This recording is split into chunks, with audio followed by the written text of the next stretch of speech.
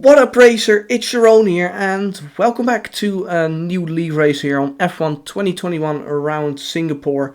We're here for AOR, and today it might be a pretty special day, considering we can win the title today. As you can see, the gap to Greeks is 72 points, and the gap to my teammate 81.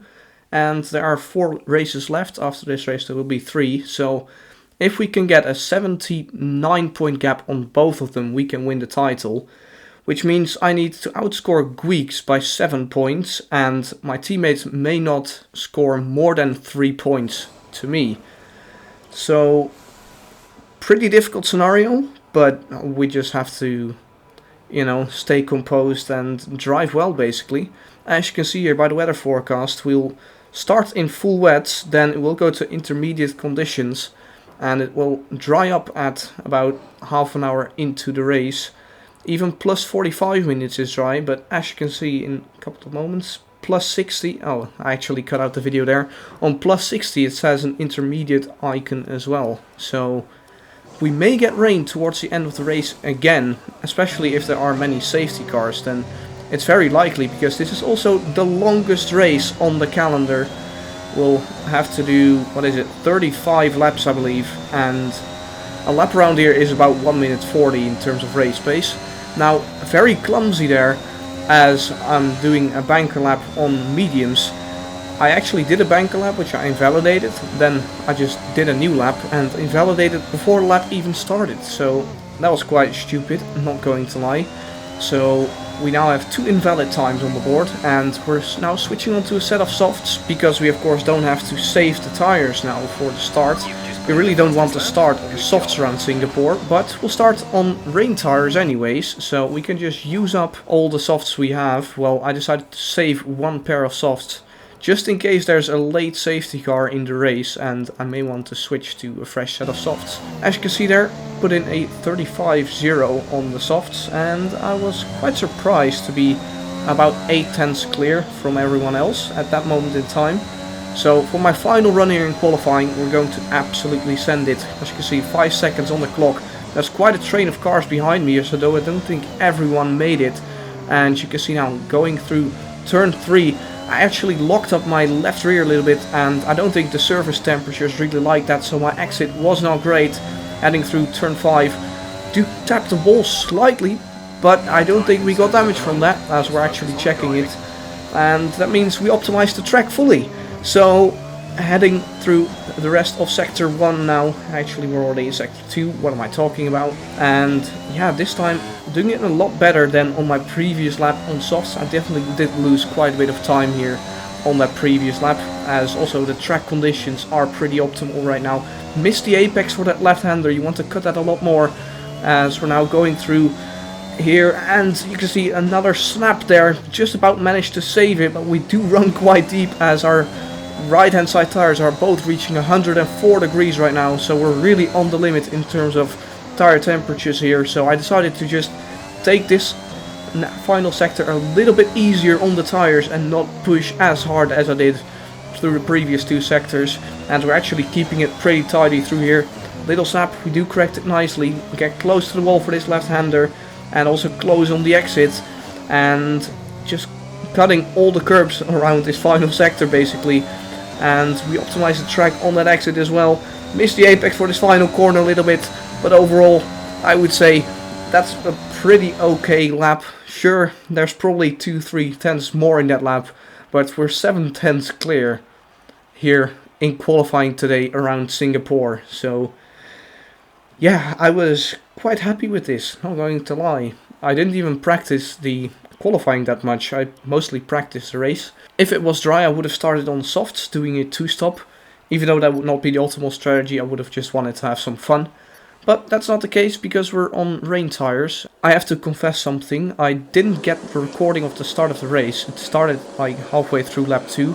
That's because you can only save up to 60 minutes on your PlayStation. So we're going to look at my teammate's start instead. And as you can see, we're underway here under the floodlights at night at Singapore, and I did get a massive snap there in 3rd gear, and I just about managed to stay ahead of my teammate here, but then I run wide for this other corner as well.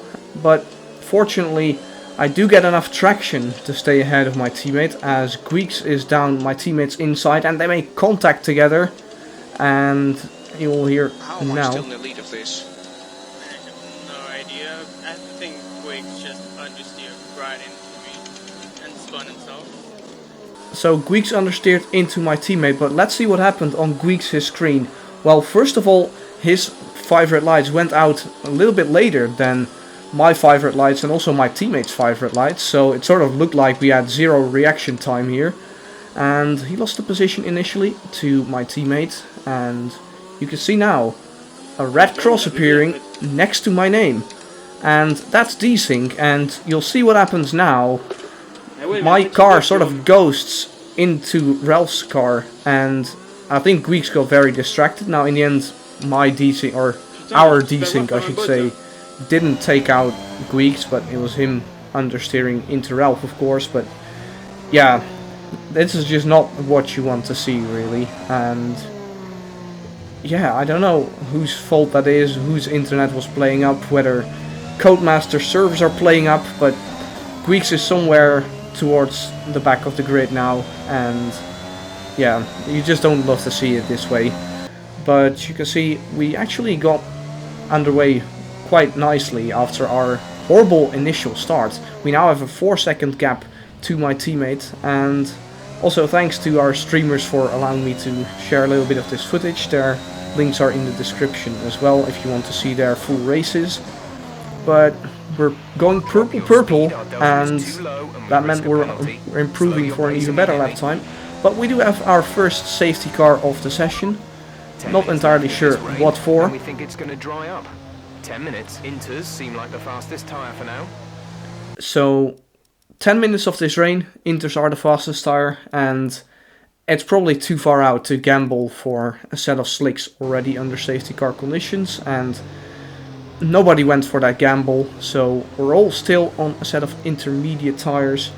Now we actually started in intermediate tyres and not on full wets like I said at the start of the video. Even on the strategy screen right at the start it already showed intermediate tyres, and if I switched over to a set of full wets, the stint would have been 10 seconds slower according to the game. So it's definitely the right thing to be on inters. I believe only Bankai tried a set of wets, which obviously did not really work out, but considering there's a safety car, he switched to inters anyways, and he's now back with us. As we finally get to prepare our tires a little bit, as we get control over our car fully again under these safety car conditions, and we're underway for lap 7 of this race. And a pretty good restart by us. Someone at the back nearly spinning into that wall. I believe that person did not get damage from it. And yeah, I just executed that safety car restart quite nicely, as we're now half a second ahead of our teammates. Then it's Chrome in P3, Solid in P4 and Gabs in P5, as we do have a yellow flag behind for one of the Mercedes cars. And you'll see now we'll just go to 4 times speed, and I just want to show you this. Like, this track still looks extremely wet, and I really didn't think the switchover would be coming anytime soon. In fact, it still looks like it's still raining, but you'll hear now MFD for a new strategy option. A new strategy option from Jeff. He wants us to switch to a set of hards on this lap. Now, this would be a massive gamble if you would go for this, because then you're essentially saying this track needs to dry up significantly in the 30 seconds I'm in the pit lane, and just hope that the slicks work after that. Now, it is of course a long lap, so maybe towards the end of the lap the track may come to you, but I decided not to go for this, and judging by the minimap, basically nobody has decided to come in on this lap yet. There may be a risk with the circuit this greasy, but we think the slick might now be the quicker tyre. If you think you can keep it on the road, let's consider swapping over. Indeed, let's consider swapping over, Jeff. We're coming in now, 1 lap later, and we're going onto a set of mediums actually, so we're ignoring that call from Jeff to go onto a set of hards. We're going onto a set of mediums. Now, these mediums might not make the end of the race. Go, go, go. We'll just have to adjust our strategy based on that, and my teammate follows me into the pit lane, and due to the double stacking she loses a position to Cronexus in the Aston Martin, and that means that my teammate will be in a net P3 in the race. So we're still in a net P1, and judging by the delta in the top left, you'll see now that the slick tires are working really well and will close up a lot on those intermediate runners. Now, something I've been struggling with this entire year, or this entire cycle of the game, is the switch from intermediate conditions to dries. I just don't know what it is, but like in my head I'm still thinking, okay, I need to be cautious on these slicks, but you almost have to drive as if it's dry and just adjust a little bit from there, rather than going from, oh, I've just been driving on inters and I need to slowly adjust back to dries. You almost need to just completely send it and just, yeah, go a little bit slower than you normally would in the dry. But you'll see now, by this delta to Crow, we've already lost like nearly 2 seconds coming out of the pit lane. That's how horrible I am on these out laps in these changeable conditions, and my teammate is following Crow very nicely, so clearly this is an issue regarding myself and nothing else. This is just me not being confident enough straight out of the pit lane. And yeah, I don't know. I don't think I'll ever like properly get this right. It just doesn't feel right to completely send it as if it's dry when coming out the pit lane. Anyways, we're catching up to Tash now. Thought about sending it down the inside, considering they're so slow on their intermediate tires, but we do decide to go for a switchback here, and of course all the other intermediate runners are now coming into the pit lane. But they've lost so much time on this previous lap, and as you can see there, Cronexus is now right with us, as well as my teammate and Gabs, who've all followed Crow nicely, whilst I was doing a very slow outlap, I guess. So if there's something I can improve on this game, it's certainly my outlaps from changeable conditions to dry conditions. But now, lap and a half later, Crow is looking racy, and we're going to defend the inside, and he does decide to send it around the outside, and he wants to stick it in, and well, that is a really nice move by the Aston Martin driver. So well done, Crow, very nice move. And when we were side by side onto, let's say, the second straight there, I just decided not to turn on the ERS and let him have it, make his move, and hopefully just settle into a bit of rhythm. I think Crow definitely was still a bit faster than me at this point in the race, so I just decided to basically learn from him a little bit and just get used to dry conditions again. In the meanwhile, just save the tires a little bit, save up a little bit of ERS, and then we're just going to get him back a couple of laps later, hopefully. So you can see now the pace advantage between Crow and myself has faded, and managing to stick with him quite nicely, as we do miss that apex with that right hander a little bit. Then heading into this hairpin, not quite sure what Crow is doing there, but I couldn't really take my line as I usually would, and now we have my teammate in the Red Bull for company as well. This time we're going to keep the ERS on, and my teammate realized quickly enough, being on the outside and not really being alongside would not really work there. So she decided to turn off the ERS rather soon, and we do manage to hold on to second place in the race. Now, a couple of laps later, I believe Stratus binned it. He was in P5, but he made a mistake on the exit of this corner, actually, I believe. And Crow made a mistake as well. Are we going to go down the inside? No, I actually prefer to stay behind at this point and pick up the DRS for the next straight, as we actually both run very wide on that corner. And I believe I actually tapped Crow's rear diffuser a little bit there. But I wanted to have DRS for this straight, so 3/10 behind at the start of the straight, and we have DRS. So let's turn on the battery, and we're going to go down his inside here, heading into turn 6, and he does decide to hang it around the outside. Fair play to Crow, getting really good traction as well, and this time we're braking later, much later than Crow, and we're using the depth of the corner, let's say, and somehow we do manage to get that position done. Now, fair play to Crow for giving me a proper battle there to get back into the lead of this race, and yeah, not gonna lie, this stint was quite a lot of fun. Now, if Stratus was still in the race, I'm pretty sure he would have caught up to our 4-man train, which then would have been a 5-man train. But we'll head into the braking zone now, And you can see we're getting out of shape a little bit, and that's because Crow hit our rear diffuser, so we love touching each other's rear diffuser, I guess, with our front wings.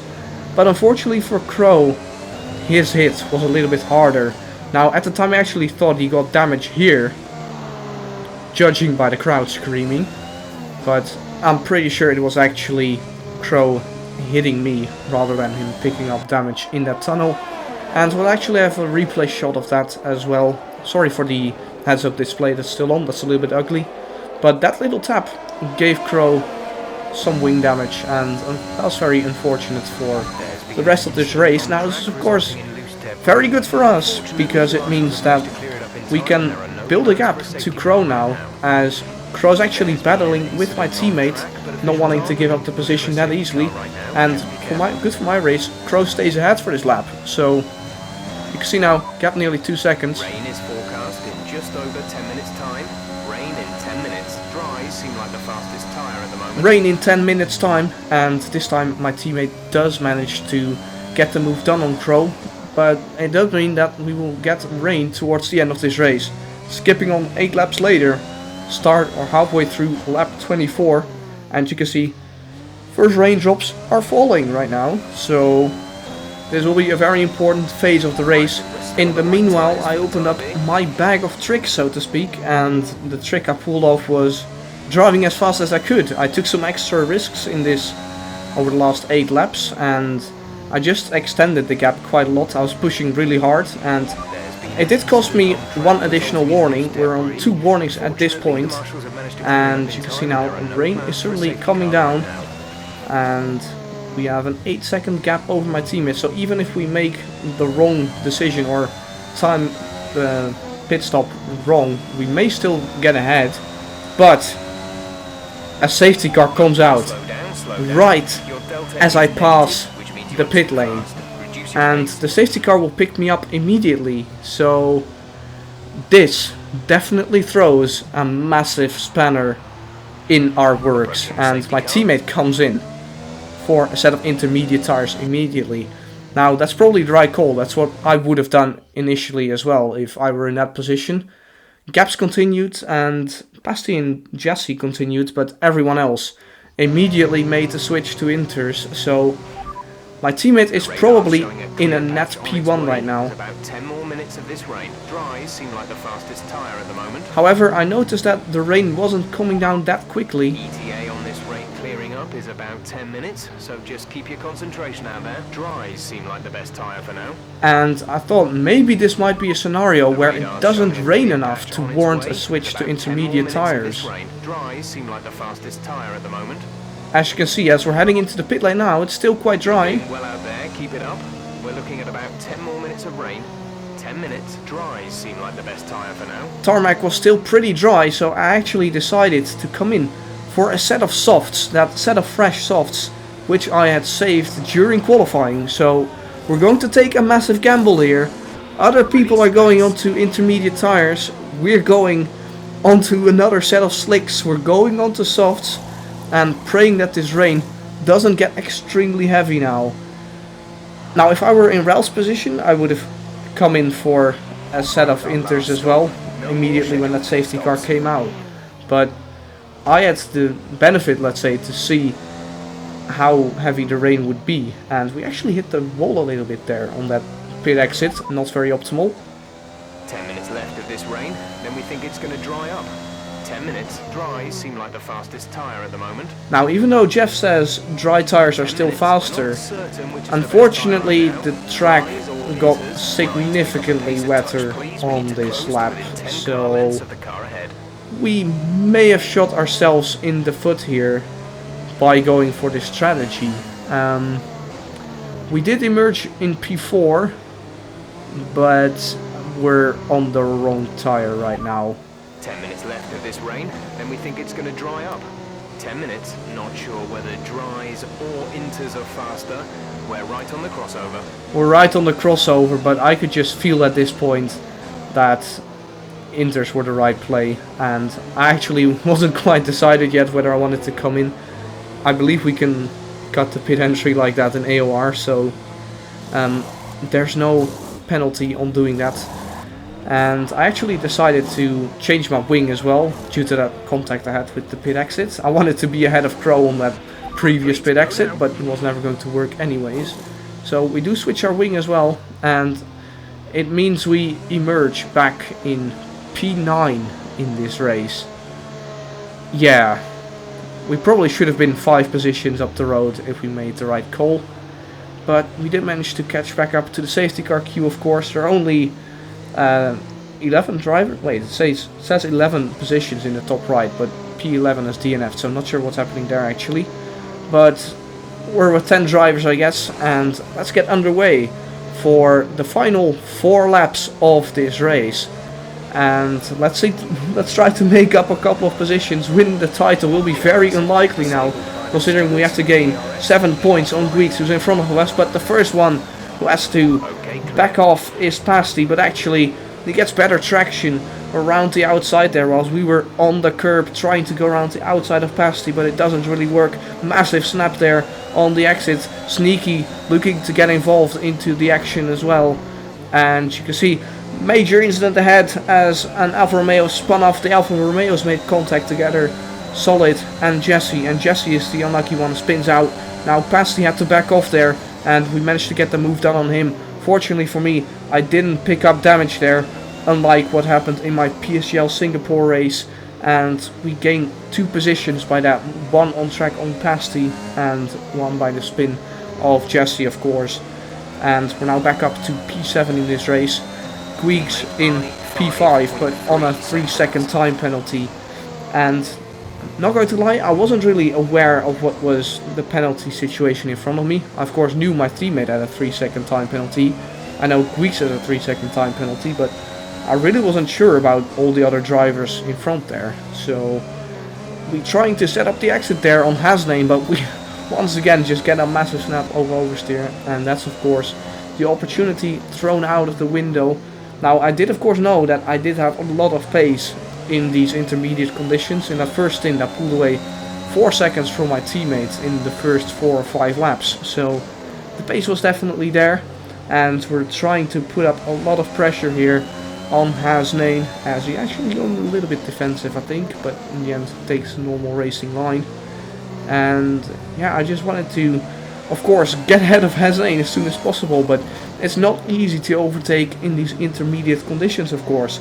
We won't have DRS available on the straights, and we have to do it on pure pace.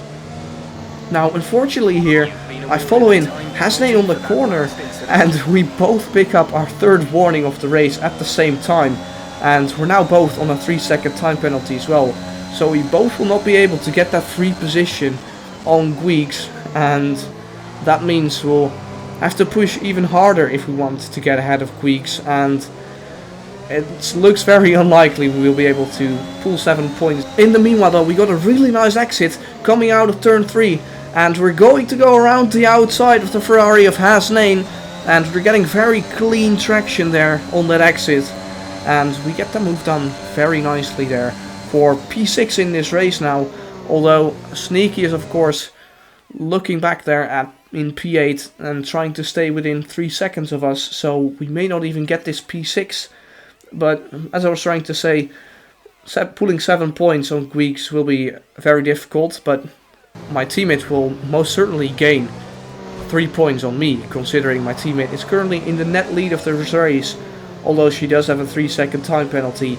But you can see now, through lap 30, after overtaking Hasnane, we caught up so much to Guigs, and we were actually pushing him through the final sector there, as we pick up a 4th warning of the race. Not like it really matters anymore, considering all the other warnings were fair anyways, so we won't have anything removed. This 3-second time penalty stands, and once again we're trying to set up the exit out of turn 3, and this is a bit of a battle for pride for the championship, so I wanted to get this move done on Guigs ideally, and trying to set up the exit here as Guigs runs a little bit deep, but we were actually a bit too close on the apex and couldn't quite get the power down early enough. But we're going to keep the overtake on. Are we going to send it down the inside here into turn 6? The answer is, well, we tried, but we were just a bit too far behind to really warrant any space from Guigs there. So I was certainly trying it and fighting for it to try and get this P5 off of him, and because I had a lot of fun here battling with all the drivers here in this midfield, but we're trying to set up an exit for potentially a lunge into the old Singapore sling, but we're too far, so we're once again going to take a white line and short shift a little bit and try to get good traction for potentially a move into God knows which corner this is, but we're 4/10ths behind and that's just way too far.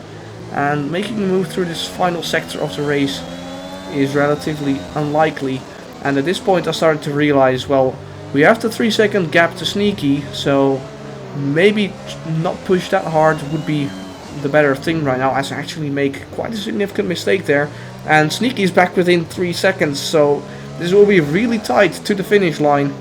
And fortunately I do have a little bit of space again now to make up the Greeks and hopefully still put it 3 seconds, but you can see it's 2.9 seconds going through the final corner. Are we going to get it? Put on our overtake as early as possible. Gap is 3 seconds right now, and Sneaky actually came spinning across the line, so he definitely lost a bit of time there. I certainly bottled the strategy. I could have been up a couple of positions more, but Ralph would have certainly had the jump on me anyways. Now GG's to Gaps for winning his first race in AOR, and it does mean the title fight continues until Suzuka next week. See you then. Bye bye.